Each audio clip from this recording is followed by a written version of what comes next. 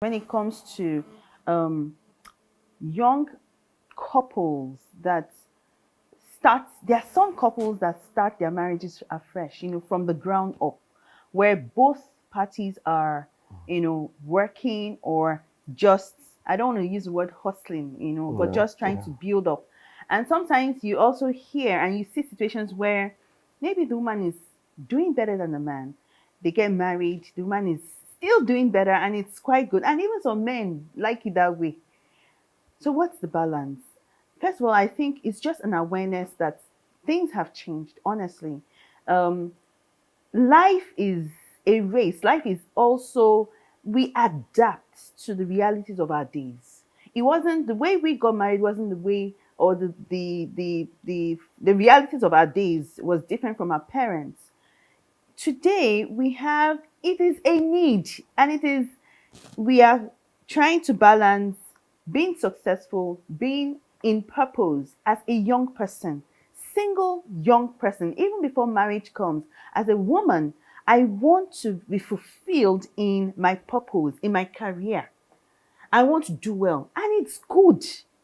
And it's even a blessing that I'm not married and I'm doing well. And then I meet a young man, or a young man comes and is interested in me and is a bit overwhelmed Mm. by the fact that I'm doing well.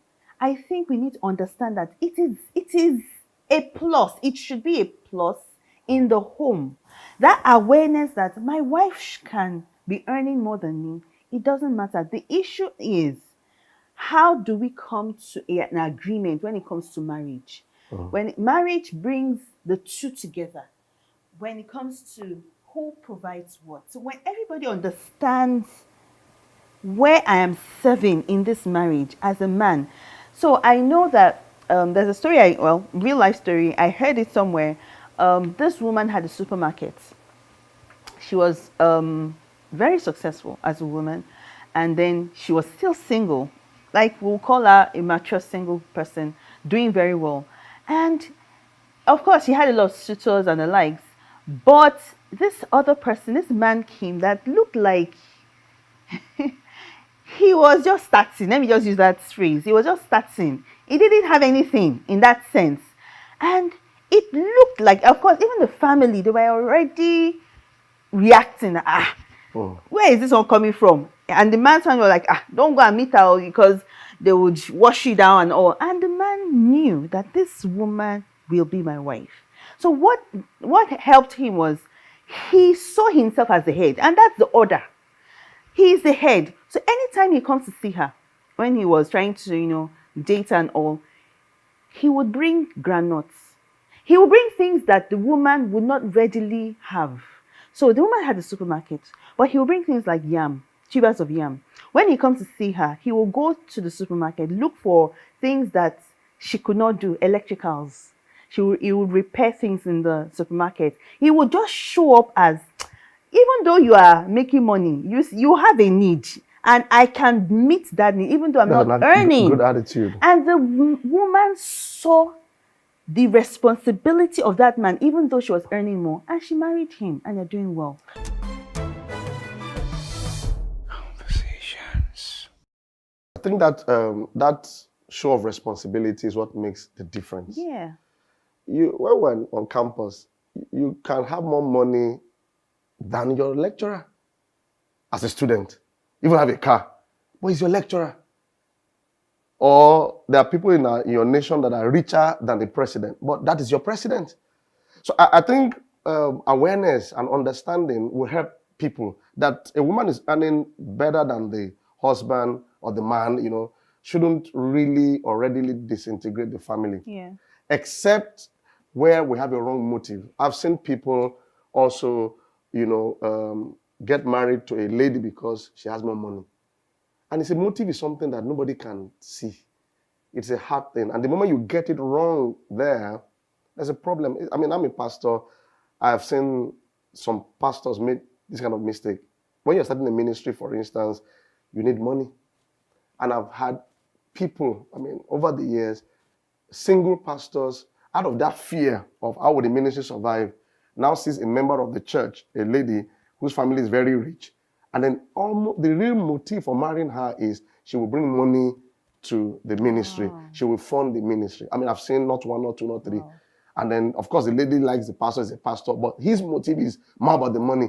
So he marries this woman, and then she begins to bring money. She becomes almost like the sponsor of the ministry. Then that is already a wrong foundation. Yeah. Why are you marrying her? Do you love her? Yes, she might be earning heaven and earth, but do you love her? And then for the woman, are you marrying him because you can oppress him?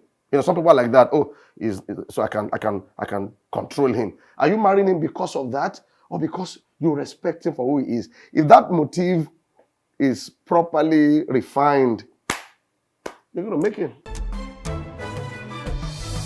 Conversations. I think most, or let me not say most, some women are also running away from the ideology of the past that women shouldn't earn. So when I say earn, shouldn't, they may earn, but shouldn't own Much. assets. Okay. So because of that, a lot of women, they're trying to break out of that. I want to be a woman and own a house, own estates. Not that I'm hiding from my husband, not that I. But some hide from their husbands. Yeah, Some use it to torment the man. Of course, but I'm saying that the awareness is Yeah. still there, Okay. whereby we understand that I can be married and earn and have my own property and be a successful woman as a whole woman. Without allowing pride. Without allowing to pride, irritate your without the husband. husband feeling intimidated about my success. Yes, or without you intimidating your husband. Definitely. Because Definitely. success can be very intoxicating. Let's be even for men, when you are doing well, it can be intoxicating. And unfortunately, sometimes the female gender does not it's not so easy. They call it dizzying heights. So sometimes people misbehave when they begin to do well. I think my encouragement is just that awareness that you're doing well doesn't mean you cannot still be sane. It doesn't have to be so obvious to the whole world that you have more houses than your husband. It doesn't have to be like that. And husband, you don't have to become lazy and redundant just because that woman is earning. Yeah. That fuels misbehavior. And who blames her? Because your wife is earning, now you now become lazy and redundant. That is not manhood. Encouraging people to get married, oh yes, but to prepare for it, not just run into it. Okay, I think a lot of singles are just looking towards that day. It happens to so many celebrities. You find that the preparation for the day is almost better than the Last Supper in heaven. The preparation for that day, everybody over the world knows the day. And then these people are not even prepared for the day after. So you find that we keep having that day like 3 or 4 times in just 10 years. Beyond the day, prepare for the life itself. And one of the things you want to do is to be aware that there are so many people doing well. Maybe you should look at those people much more, and that should encourage you. 2 are always better than 1 if they're in agreement. For they have a better output for their life, for their business. I am better off because of her, and I'm grateful she walked into my life. Yes, she walked into my life. She literally walked into my life. So I now found her, and then God really made us to. I walked into your life and you found me. It's the same thing. Okay. It's like Eve walking in the garden, and then I'm now found her in the garden, and this is not the bone of my bone. Let's not go there. Welcome to my life now. Okay. Conversations. And it's also true, and that some people don't want to get married, and it's okay. Truly, it's okay. If you know that you are not dreaming of marriage, you don't have any, there's no inclination to get married. Be whole. Understand that you can be whole without being married, and there's a grace for it. It's in the Bible. Even I think it was Paul that said there are some that are called to be eunuchs and all. It's a grace. When you have that grace, you are not bothered.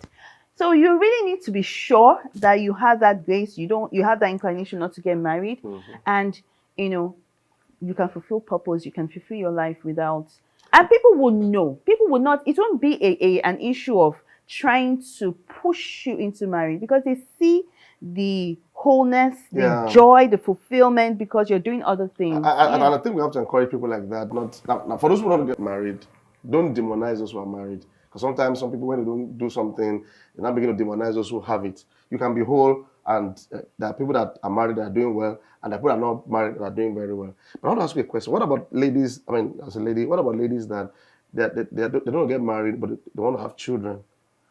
And they're thinking, what is it right to do that? I'm not married, but I want to have children. So is it how do they get the children or the child? Is it IVF? Is it what do you? It's quite a sensitive topic. About in the I think we next should talk about episode. it in the next episode because a lot of ladies are coming to me as a pastor and say, I don't want to get Ladies married. are coming to you. No, as a pastor. You said that I No, walked no, into not. you. So ladies are coming to you. They sent a message, you know. Oh Jesus is Lord. See you next episode. I need to talk to you about what you just said. That What do ladies you are mean? coming to you. We'll see. To Yeah, I think I'm counsel and right. ask you. We will. Thank you.